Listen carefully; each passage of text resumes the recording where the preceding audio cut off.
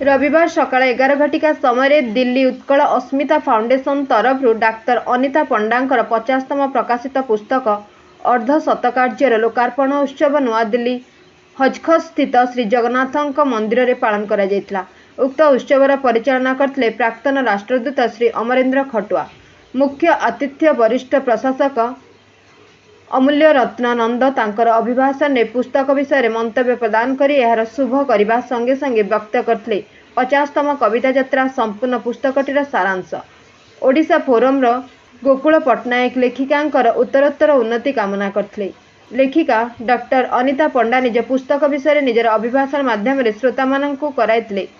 50तम प्रकाशित पुस्तकर प्रधान लक्ष्य है प्रभु श्री पुरुषोत्तम को 50 कोटी अर्घ्य प्रदान। 50तम कवितार से तांकर 75 वर्ष यात्रा 75टी पंक्ति वर्णना करी कहिसंती। Bureau report 51 news.